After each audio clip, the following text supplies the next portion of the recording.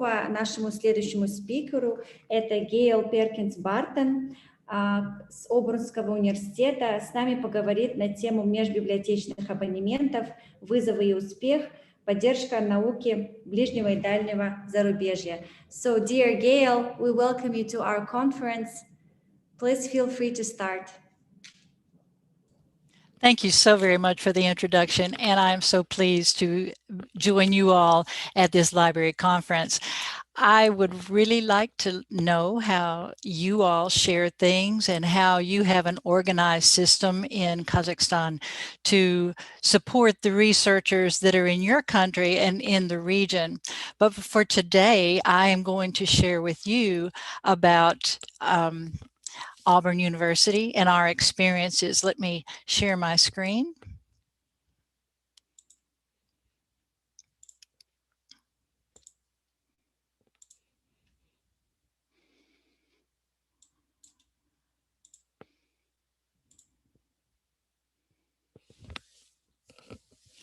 Okay, the title of this session is going to be Interlibrary Loan Challenges and Success, Supporting Research Near and Far.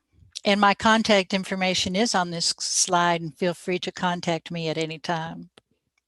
I am at the University, Auburn University Libraries, and our motto is your partner in research. We have one large main library, and then we have two campus branches, one for the architecture school and one for the vet medical school. Where is Auburn University? It is in Alabama, one of the states of the United States. It's in red, as you can see, and we're on the eastern side of the state, close to Georgia, about 1.5 hours from Atlanta. And I'm sure you have heard of Atlanta. Our total population on campus of students is around 30,000, over 30,000. And you'll see the breakdown here of the graduate and professional and undergraduate. We have 15 colleges, 150 majors from what students can choose to study. Our combined collections are shown here on the page, and it's millions of volumes and pieces of material. And one might ask, why do you have to ask anybody else for anything? Well, our research and our students and our faculty are doing so many things that no one library can have everything, and our neighbors help. Other countries help, and we are connected in many ways that we are going to speak about in just a moment. Why should we participate in interlibrary loan? Like I mentioned, no one library can have all research materials, and to support the research and have it a robust system, it's important to value the sharing of information. ILL borrowing from others meets the information needs of our researchers, our faculty, and our staff. And it fosters cooperation with other institutions in order to borrow and lend in one's own country and worldwide. Princeton and Auburn University have a very strong partnership, and I was very pleased that Peter was going to be speaking right before my presentation, so I learned much from him and could relate much with what he was saying. So when I say get it for people that are near, I'm speaking of your home institution. Borrow for your faculty, your staff, your research faculty. I'm speaking of Auburn University when I say near.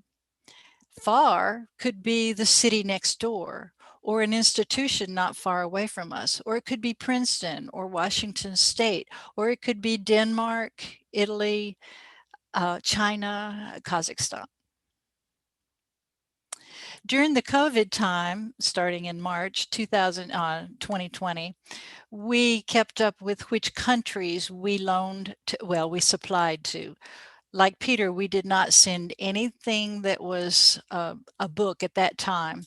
It was all electronic. And these were the countries that participated. And I did look to see if Kazakhstan had requested anything from us or we requested from them. And I haven't found that yet, but maybe soon.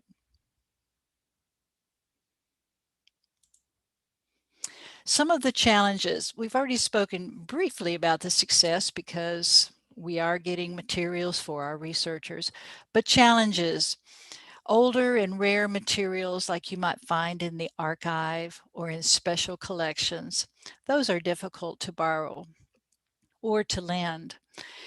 Peter mentioned controlled digital lending. That is a idea that is taking hold in the United States and maybe other places as well, to where if you have an older item or a rare item, you can scan that and share it electronically, and you sequester the book that you have in your collection.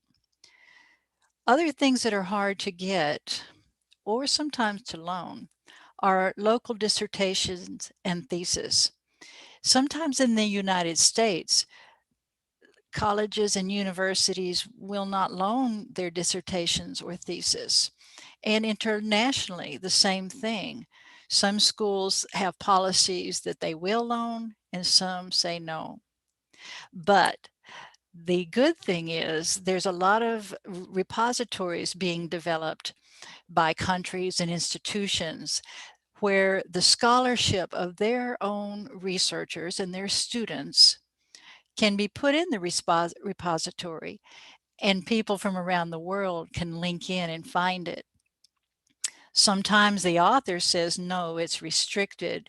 You cannot view this for 2 years or 1 year, 3 years, but that's because they probably are trying to get a book published or more publications or something like that. As you can see on the screen, I'm sure you're familiar with the British Library, the dissertation and thesis and the collection that France has. And you see Harvard, they have a digital system as well. Some other challenges are the language diversity. Case in point, I had an interaction just today that I'm trying to unravel with an institution in Mexico. And they requested something through a commons system, but wanted us to deliver through email. And so I was struggling with the language, and as many people will do when they send me an email, they use Google Translate. I don't know if you have used that before, but it was a pretty handy tool. And they will say, pardon, Google Translate.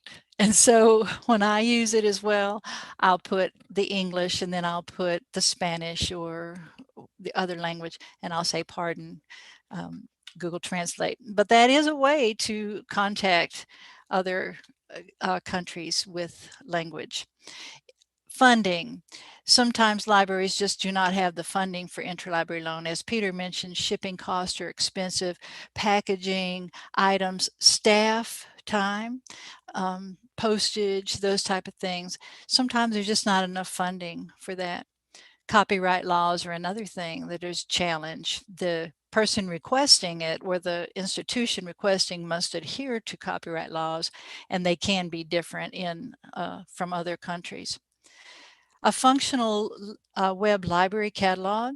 Some locations don't have a unified one that we can go to. They lack the infrastructure to support interlibrary loan, and those are some of the challenges.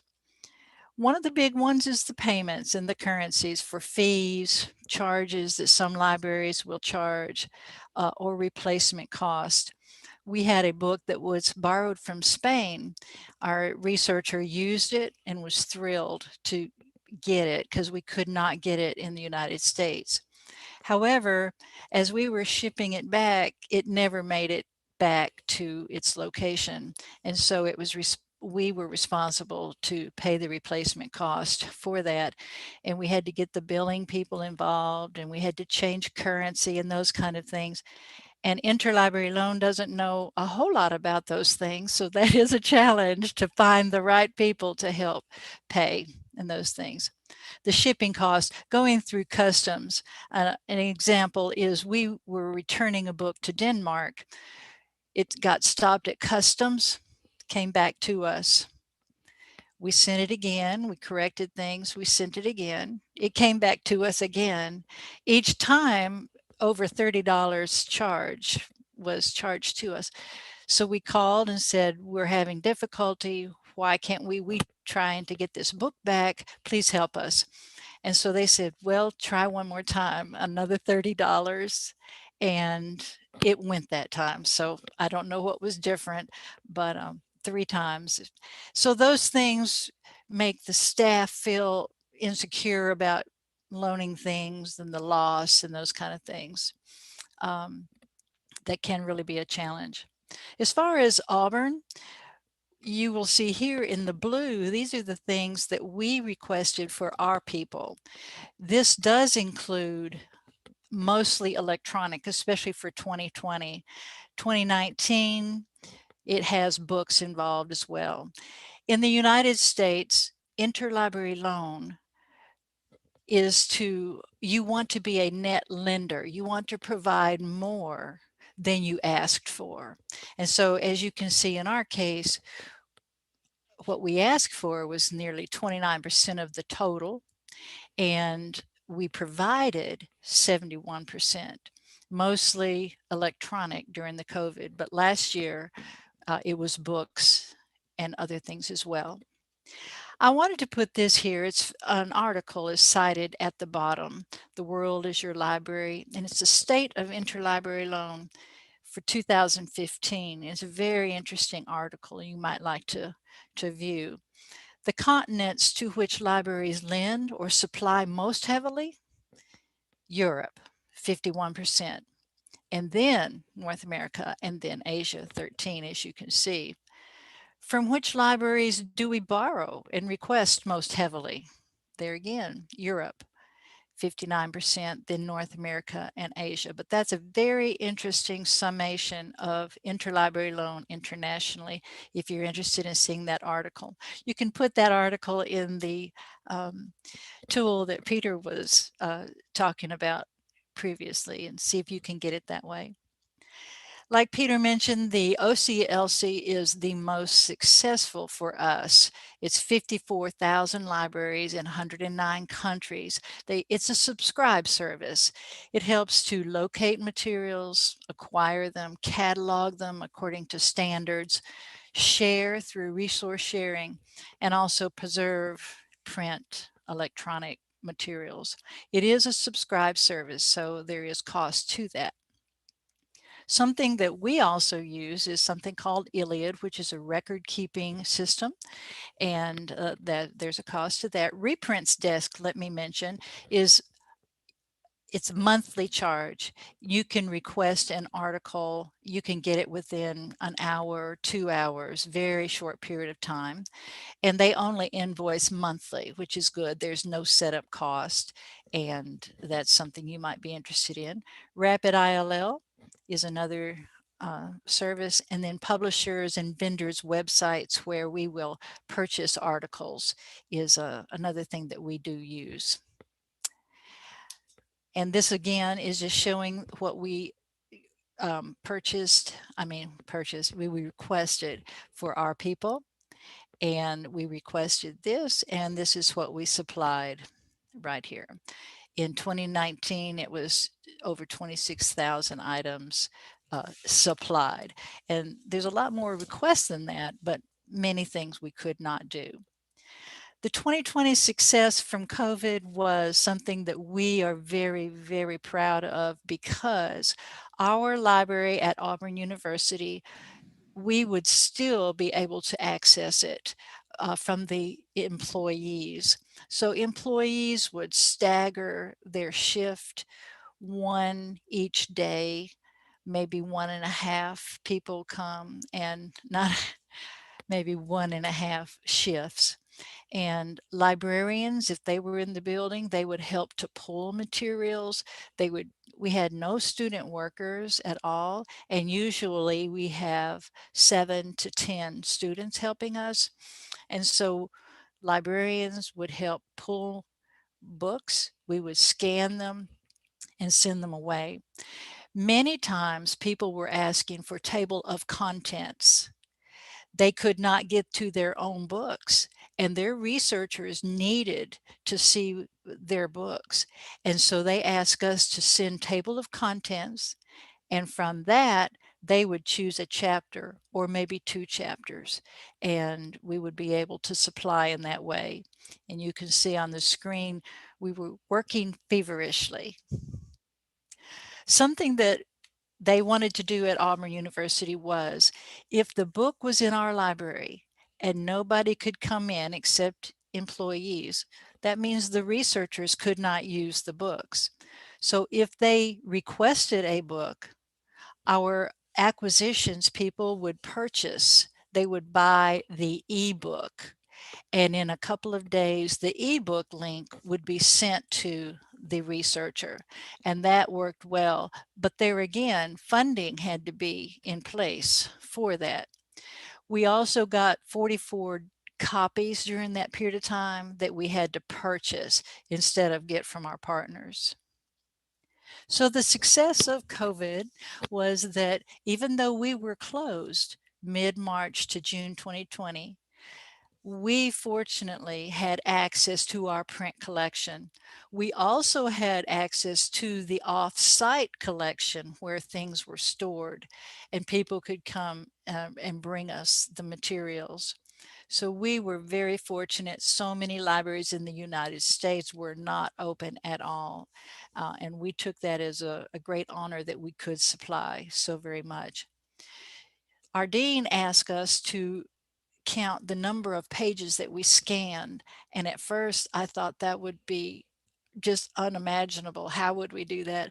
But we devised a way to do that. And we liked the challenge. And during the period of COVID until current was 143 pages, not transactions, pages. And our request field were over 15,000. And as you would imagine, from around the world, we had words of thanks. We had words of thanks from our own faculty members. Very, very grateful that we could supply things for their research. The next few slides are just some resources that you might want to refer to. Peter mentioned the IFLA, and the link is there for you if you're interested in learning more about it. I did find that there were multiple languages of their strategic plan, and possibly, I hope this is something that might be helpful to you. It was on the IFLA site, and you can use the link to go and learn more about IFLA, which is the information and library for the global community. The American Library Association has a site for just interlibrary loans, and it explains the purpose of it. It links to the United States ILL code and forms and bibliographies. It's a wealth of information. And also the Rusa stars at the bottom is the interlibrary loan code. We have a code for those lending things and for people borrowing, and it's common standards. And if you're interested in expanding your organization, what you do, you feel free to refer to that. That would be very helpful. Something you might want to consider, either offering to be a sister library through the American Library Association, or ask for a sister library partnership. And the International Relations Roundtable takes care of that, and I provided the links so that you can refer to that if you would like. That way you have a partner library to work with. Oops. And there's a couple of articles and then some of the tools that we have used, some links that might be helpful for you. And now I will entertain any questions if you have anything you'd like to ask of me or share with me. Gail, thank you so much. Уважаемые коллеги, есть ли у вас вопросы к Gail Barton? So nice to see that Mark and Peter are still with us chatting. Gail, do you see the conversation in the chat? Let me see. Yeah. Let me stop sharing. Yeah. And oh, I see. Yeah. Oh, I see. Yes. Okay. Very good. Very good.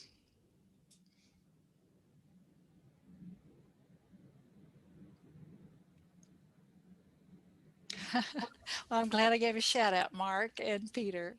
It's a great community.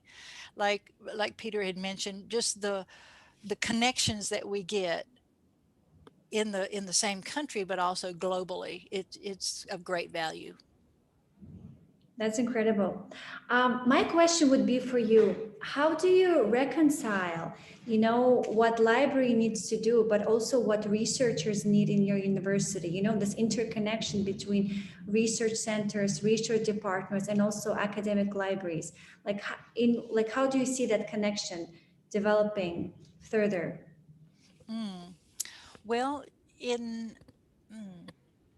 we work very closely with the liaison librarians, the subject specialists, and they let us know the type of things that are going on. And we see a lot of research topics that are coming in from like the vet school, or one professor is researching on this big thing. And if we need to ask the library to purchase some of the materials, we pass that on and say, this is being requested a lot, we might need to consider this for our collection.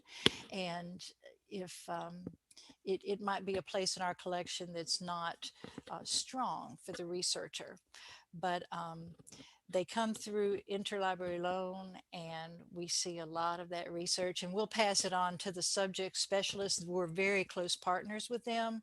If I have difficulty finding something or trying to decide how best to assist them, I ask the other librarians to come alongside, and it's a great partnership. And what is the percentage, let's say, of new collections that you order basically and get and subscribe to as a result of, let's say, your schools, professors, departments requesting, versus to what you think will be the next big thing as library? Fortunately, I do not have to do the selections for the collection, but I do inform the collection specialist the things that I'm seeing, trends that I see coming along. Something that they do want me to do is new books that we cannot request from other places. They want me to contact the department to buy the books, and the collection specialist will look and decide. And so that's not all on me. I just funnel it to them, and I can suggest, it's being requested a lot, or I can tell them my experience with the things, but then the other department, the collection specialist, takes it and runs with it with subject librarians. Got it. Thank you. Peter and Mark, feel free to jump in and ask Gail some questions yourself as well. I want to ask them questions. Complicated questions, It is great to hear that Gail's Live is a net lender. They lend more than they borrow, so we appreciate that. And also, I have to shout out here for Mark and his colleagues at UPenn. They are one of the big, important supplier for our received initiative. So, Mark, your colleagues are very, very great. They are gracious to supply us all the articles. Be happy to pass that along. Yes. It's really incredible to see how, interconnected the libraries in the US are, because obviously United States, is a huge country with so many institutions and universities. And yet, all of three of you are here meeting in Kazakhstan, and you all know each other basically. So that's incredible. Indeed, that network is really important, especially for us, like resource sharing people. This human network is crucial.